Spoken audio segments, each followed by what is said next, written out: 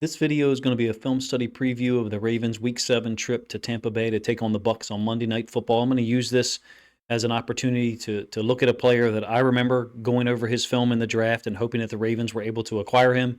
He gets drafted by Tampa Bay, Zyon McCollum, left outside corner. Generally, they're outside corner. Occasionally, they'll move him around a lot. Extremely talented athlete. He's getting a lot in the last 2 years. He's got a lot more playing time than perhaps he did his rookie year when the Ravens went down to Tampa Bay and were able to get a win in 2022. He's got 2 interceptions, 10 passes defensed. I think that's probably been covered by content creators for the Ravens, the Bucs, and what have you. He's very talented athletically, number one. Number two, really impressive at times against the run when he's able to come downhill. And you'll see at least one example of that, him getting a tackle for loss against Atlanta. Yes, he gave up 1 touchdown or was responsible for 1 or perhaps 2 touchdowns against Atlanta. I'll show both of those plays here. Nonetheless, I still think he's playing at a really high level in 2024. He's one of the guys that I would look at and I would say, if he's matched up with Zay Flowers in a one-on-one situation, he has the athletic ability, the technique, and the hips to be able to turn and run with Zay Flowers on some of those change of direction stuff. I think if you're a Ravens fan, you want to see Zay Flowers matched up against the other outside corner, Dean, 35. From a speed, agility standpoint, that matchup favors the Ravens by a lot larger margin than it does against McCollum. He's a dangerous player to deal with, in my opinion. Has 2 interceptions this year, at least 3 other plays that I have saved up such that he had an opportunity to get a pick. Of course, when you have 10 passes defensed, you're around the football a lot. We'll get to the film. It's going to mostly include film from Week 5 and Week 6 against the Saints, and then their crazy Thursday night football game against Atlanta. This is one of his 2 interceptions this year. In fact, he only has 2. He's a 25-year-old corner in his 3rd year. I think he's a different-looking player than maybe a lot of people may presume from his first couple of seasons. He played well last year, don't get me wrong. Look, Tampa Bay came to Detroit in the playoffs last year and gave them a battle, and that was a really high-level offense operating very efficiently in the Lions, and Tampa Bay's physicality was able to give them trouble at times in the playoffs last year, and in fact, they went back to Detroit this year in Week 2 and got a win. I'll actually show 2 of their preferred coverages a little bit later here in the video, but he's playing man on Shaheed, extremely talented player. I think McCollum is smart enough to understand what leverage side he needs to be on. Shaheed has got him, quote, beat. I think McCollum is playing for the underthrow here. I think he's looking forward to having the ball thrown to his side in this particular game. Yes, there's a backup quarterback playing for the Saints, and they were able to still get things done against the Tampa Bay defense, particularly in the second quarter when I think they put up 27 points. Nearly an interception for McCollum against the Falcons in Week 5. It's going to be cover 3, one of their preferred coverages. I understand that people put out content every week displaying what coverages teams play. I'm telling you, I see more cover 3 than is reported by some of those websites and more famous content creators than myself. I'll go back to the All-22 from this one in a moment, but I'm showing the end zone just so you can see how closely he is to jumping this. Basically a deep out to Mooney from Kirk Cousins. He's a dangerous guy to deal with, in my opinion. I'm not saying that he should be avoided, just saying there is a risk-reward proposition for him with his ball skills, his length, and his burst, ability to close downhill on stuff. I'll pause it here in a moment so you can see what I'm talking about. They brought one of the inside linebackers on a blitz, dropped out an edge defender. So you got this nice, clean delineation of the 4 underneath droppers, deep third, deep safety, middle of the field, deep third. And on this deeper out route by Mooney, McCollum has great eyes, I think, in zone. Perhaps not given the credit he's due, in my opinion, for his reactions in zone. I think he's got great eyes. He's able to identify routes, see when the ball is thrown. That's why I say, again, that he's a dangerous player to deal with out there on the outside. I think the Ravens' tight ends, maybe even the running backs, and Zay Flowers over on the opposite side enjoy a little bit more of an athletic and agility advantage than we will get when we're trying to deal with Zyon McCollum on our right, their left. Earlier in the season, Week 2, an interception. And this is one of the things that is systemic or structural with Tampa Bay's defense. They do collision underneath routes, and I like it. To be honest with you, I wasn't rooting for them in the Lions game. Certainly won't be rooting for them when they play the Ravens at home on Monday night. But this is something those guys do, and they do a great job of collisioning routes underneath. And in this case, on Goff's throw intended for Jameson Williams, he is knocked off of his route. Sure, you may say, Coach, I think that should be called downfield because we're beyond the 5-yard mark. As someone who's coached zone droppers, not at the NFL level or anything near to that, I enjoy seeing receivers and tight ends and running backs collisioned. So my own thoughts on this are conflicted from the standpoint of A, rooting for the Lions in this game, but B, recognizing that this is a badass thing to do to basically send a message to receivers. You're not going to be able to run free in the middle of the field, in between the top of the numbers and the hash. We're going to make you have to worry about it. There's a level of physicality in their defense that I think is noticeable on film. A, them playing against the Lions in week 2, and then B, looking at the film now leading up to a couple of previews that I'm trying to produce before Monday night's game. McCollum, again, generally plays on the left side. Good tackler, in my opinion. This is a short completion to Pitts into the boundary right side. He's involved with stuff on that side of the field consistently, whether it's run plays, whether it's a pass concept against zone. I think he's somehow underrated is basically the point I'm trying to make. And I understand he's rated extremely highly by, I think, PFF. I don't utilize that in any of my evaluation at all. Just watch the film. In this case, I think it lines up with what I'm seeing. McCollum's going to come downhill, get a tackle for loss on, I believe it's Algier. It's actually 2 DBs in here. Zyon 29, and then McCollum 27. These guys play physical, in my opinion. They play downhill. I do project that there's opportunities for the Ravens to make plays down the field against them at times, but this is a physical group on defense, and Zyon McCollum, as athletic as he is, as smooth as he is in coverage, is one of the guys that gets involved. A run concept for Bijan Robinson, multiple guys miss tackles, and then it's McCollum, one of the guys who's able to get in there and finish it off. It does end up being a 6-yard gain, don't get me wrong, but he's a balanced guy out there at corner, not just a cover corner, in my opinion. I'm just going off of the film. I'm not utilizing any rating services or other people's work or descriptions of him. I really like this player, and looking back to that draft, I still continue to think that he's one of those guys that we, as Ravens fans, would have liked to have been taken. Unfortunately, Tampa Bay was able to scoop him up before anybody like the Ravens were able to get involved. I really like his physicality sometimes at the top of the route. I understand that there will be people who say this should be called downfield. Oh, by the way, on a 3rd and 22, cover 3 again. This safety is dropping down to the hash. Why is he so deep? Why is he deeper than these other guys? Number 1, he's dropping down from the hash. Number 2, it's 3rd and 22. So he doesn't need to be at 12 yards depth. He doesn't need to create another lane or layer between the second level of defense and the free safety. This is intentional. These guys are playing just a deeper drop on a cover 3.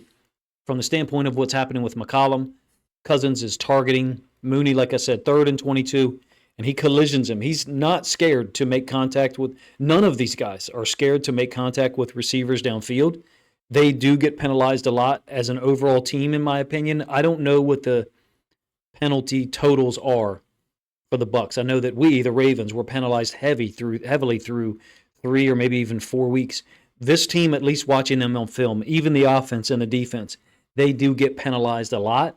I'm making that statement and not supporting it with data that I've searched up on the internet. You can feel free to go do that yourself, and then in the comment section tell me how wrong I am. But they're willing to make contact with guys downfield. Occasionally, do they get penalties for it? Sure.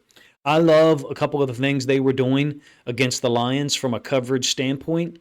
Sometimes it's the front side safety. Sometimes it's the backside safety. Essentially, they're dropping him down on the hash and playing, you guessed it, a cover 3. Now, this may not look like cover 3 down here. This is really just man to the backside of a trip set. But this is the front side safety spinning down. It's a 3rd and 6. Goff is getting rid of the football right now. I remember watching them play against the Lions. And look, Jared Goff struggled a lot, significantly in the first 2 weeks. He's on a roll now. The last 4 weeks, he's like 82% completion percentage. But I remember watching the game and thinking, man, they're closing down on routes so quickly. Why? How? I think they were doing the same thing to trips, it just depended on which safety was doing it. So In this case, you got man on the backside of a 3-by-1 set. This safety is going to spin down to the hash, essentially taking what would be an inside linebacker's pass drop, hook to curl. The other inside linebacker, number 8, he lined up here. He pushed to the hook to curl on the defense's right, the bottom side of our screen. This guy's pushing to the flats. With it being man down here, it's also very likely or possible that he's manned up there, but it's 3rd and 6. He's not going to create another layer behind him by pressing too far forward on a 3rd and 6. So I think they're very aware. Number one. Number two, I do think they're a little bit more multiple than maybe I presumed at the beginning of my film study. To illustrate my point about the safeties and what they do to trips, you got the similar alignment here, bunch trips to the top side. This is a 1st and 10 in the second quarter. And they're doing pretty much the same concept, except now it's the backside safety. So on the snap, this safety is beginning to walk down. He's just looking for a route from this side to jump on top of, while the other safety essentially covers middle of the field deep, middle third, if you will, in what I believe, again, is a cover 3. The corner has no work because the ex-receiver, which actually happens to be a tight end, Sam Laporta, released underneath. So because it's cover 3, and I think this confirms it, for me at least, he's still got depth. He's not chasing Laporta across the field. As you know, as Ravens fans, on the backside of 3-by-1 formations, we're generally playing a ton of man, particularly if the ball is on the left hash. So if we were to get this route by Laporta, Brandon Stevens, our right side corner, is more often not going to be chasing that. Simultaneous to that, if the running back was to release and let's say run a wheel, our boundary side inside linebacker or dime linebacker, if it's Kyle Hamilton, is going to be chasing that. This is just a hard-coded cover 3, which I think I see a little bit more of, and it's just smart defense. They're changing up or varying who the safety is that's inserting to the underneath 4 droppers. Old school cover 3, whether it's sky or cloud or insert, very similar to what the Steelers do at times, trying to be safe in their coverages, blitz 4, but still give the quarterback a slightly different look post-snap than maybe he assumed from a too-high safety structure. Hopefully I said all that in a way that makes sense. They're willing to play man at times, and I do think that Dean is a guy who is very handsy, 35. This is a wheel route to St. Brown on a 3rd and 2. I believe we're into the 4th quarter here, but I could be wrong. Essentially a pick rub scheme threatened by Jamison Williams. McCollum is manned up on him, by the way. We don't necessarily see it from this angle, but Dean is certainly grabbing. You can kind of see his right arm. I reduced the video quality to 720, so that might be why it's not as sharp as perhaps you'd like to see it. But I think they're very physical and handsy, both outside corners, physical underneath, sometimes beyond the 5-yard marker in the NFL. I have battling perspectives or opinion on that from a Ravens fan. Of course, I would like it to see called. From someone who, yes, occasionally watches games and roots for the defense on both sides, not Ravens games and not Lions games, I like it. I'm glad that there are still coaches out there who are willing to be uncompromising. So get into a couple of these plays from the Falcons here, and then I'll show 2 specific coverage that I think they're going to play a lot of. Well, we've really already covered or gone over the cover 3. This is Tampa 2, and they're doing this in a unique way. It's a touchdown, first of all, to Mooney. I'm a little surprised that Kirk Cousins actually throws it. Second quarter, early second quarter. In fact, it's not like desperation. And McCollum is, you can see a little bit of his body here. He's off to the left-hand side for us, right-hand side of the defense. They're using Lavonte David as a corner, if you will, in a Tampa 2. And McCollum is basically running the pipe between the hashes, matching a vertical. In this case, it's Mooney. Look, it's a great throw by Cousins. McCollum, as athletic as he is unable to elevate and get up off the ground soon enough such that he can actually challenge it. I don't know if this is applied to him by rating services. I really don't care at all. I mean, you can watch the film and tell that he's. Let's do it this way. It's a half field safety here, half field safety down here, corner Dean in the flats. You got a hash defender or hash dropper here, and then Lavonte David is playing the corner hybrid position to the other side. Why? Because they cowboyed with Zyon McCollum. What that means is McCollum is the corner on the left, normally over here, number 27. He's moved all the way over because you've got a tight end, in this case, Pitts, to the backside. So they're playing a Tampa 2 where pre-snap they make it look like man. Credit to the Bucs for making things look, for disguising coverages post-snap. Kirk Cousins really didn't care at times in that game. He threw it anyway. And, hey, there's a reason why. Mooney went up and got it. It's a 24-yard touchdown catch, like I said, in the second quarter against a coverage that I think the Bucs pretty much knew the routes that were coming. McCollum is matching it from an inside leverage standpoint, unable to close and elevate because Mooney's already up in the air. So as much as I'm talking about McCollum, I think this is a touchdown that should get applied to him. Really, I don't care what those rating services say. Snag concept in overtime. Mooney, when in motion, he's going to go out into the flats, and this is McCollum. Obviously, you've seen it by now. It's a missed tackle on Hodge that goes for a 45-yard touchdown, wins the game for Atlanta. So it certainly should be applied to him. Great, fine. He's still a really good football player, in my opinion. Still someone that I look at as superior to Dean on the other side. I think that if we're going to throw the football against specific guys, 23 and Dean look like those guys from a secondary standpoint. Maybe we get more done against McCollum than I'm projecting. I think he's a fantastic football player. I enjoyed watching the film of him, trying to create a preview for the Ravens and Bucs for Saturday morning that's large scale. This is not it, by the way. I wanted to focus on one player and essentially give Ravens fans an opportunity to kind of get to know someone a little bit more closely than maybe most of my other previews do. A couple of coverages that they will play, cover 3, as I said, and then this version of quarters whereby basically they're taking the corner and the safety and putting them on one if they're anticipating or expecting or getting an out release by either of the slots. It essentially works out like a double team, if people want to call it that. I would kind of reject that terminology, but on an out cut, basically the nickel or inside linebacker is going to match that. And then on any kind of vertical by number 1 or whoever's left over, it really doesn't matter who runs the out, you're going to get an outside leverage DB and an inside leverage DB who, in my opinion, is almost trying to hang out on the low side. So they're looking for an in cut. You can see the depth and the positioning of their bodies. This is, I think, Whitehead, a really good football player, played great against the Lions in week 2. Not as much depth with this route here, I think, by Mooney. It's a sack on the play for Cousins. I'm using this to segue into the coverages that I think we're going to see a lot of, or at least, that they utilize often if they want to take away a team's receiver. How does this project with the Ravens? How does this match up? I don't think very well.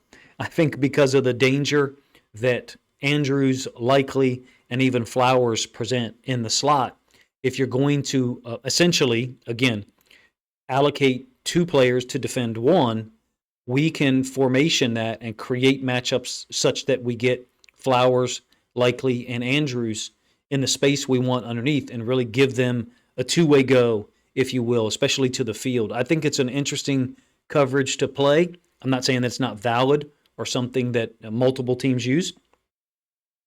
It's just one that I think that they may be better served to avoid at times against the Ravens. Very similar, if you ask me here. This is a 4th and 4 in the fourth quarter. If Atlanta doesn't get this, I'm not sure that the game actually ends up getting to overtime. But just check out what we've got. Mooney on a little outcut. Really looks like man here by 23. And then these 2 DBs, corner and safety to that side, are essentially bracketing the outside receiver. And I think that's very similar to what you got here and what you got here. The leverage of McCollum is a little bit more shallow, a little bit closer to the line of scrimmage. Could be the split of the wide receivers. Could be who they've got up there. You can see McCollum is communicating now, so it's possible that what we've got on the downside of the field, downside of our screen, is different than what we've got on the top side. Conceptually, the way that it works out, these 2 guys are inside and outside leverage of the deeper route. These guys are inside and outside leverage of the deeper route. Looks like Levante David on the tight end. 23, the nickel, is on Mooney. It's second touchdown catch of the game for him. Catches it, breaks a tackle, gets to the outside. I know I digressed a little bit talking about cover 3 and this particular coverage from focusing on Zyon McCollum. I think this is a way that we can potentially attack this team, particularly in second and long. You're going to see a lot of cover three in those situations, in my opinion, where a safety drops down. Very similar conceptually here. Pitts releasing to the outside. Lavonte David has been a fantastic inside linebacker in coverage. In this case, happens to get beat. Cousins very confident in throwing the football to the outside because of who it is covering Pitts out there. It's Lavonte David, inside linebacker, who's not going to generally turn and be able to get to that ball, maybe intercept it, take it back the other way. It's a quarters coverage, in my opinion, where both safeties are helping out on the vertical routes, trying to shut down outside receivers from attacking you on deeper in cuts, deeper out routes, maybe even a post. How does it match up with the Ravens pass game? I'll have more on that in my Saturday morning preview. I wanted to this week focus on a player for the Bucs. I nearly chose Lavonte David, but I thought it was impossible to ignore Zyon McCollum. Again, I think he's got the most passes defense in the league, 10. 2 interceptions, his first 2 career interceptions of the year. And, I showed you one other play where he theoretically could have had an interception on a cover 3, deep out, thrown by Kirk Cousins, intended for Mooney. I think he's having a great year so far. He's a player that I'm looking at. If the Ravens can get things done against him, then that's great, because from a matchup standpoint, from an ability standpoint, at least on film, I project that he would be the toughest guy to get things accomplished against consistently on Monday night. I understand people may have different opinions, whether you're a Ravens fan or a Bucs fan. Let me know what you think of, first of all, the film that I chose to use to illustrate his skills and how well I think he's playing. I didn't have any Broncos film where they lost, by 3 or 4 touchdowns, so I'm omitting that from an evaluation standpoint. Appreciate you guys' time. If you think other Ravens fans would enjoy this preview, kind of abbreviated preview focusing on one player, then please consider grabbing a link to this video, sharing it out on social media to help this content get more reach. I've considered doing a live stream for Saturday morning's preview. I'm not sure I'll be able to pull that off. Let me know what you guys think of that thought in the comment section. Appreciate you guys' time.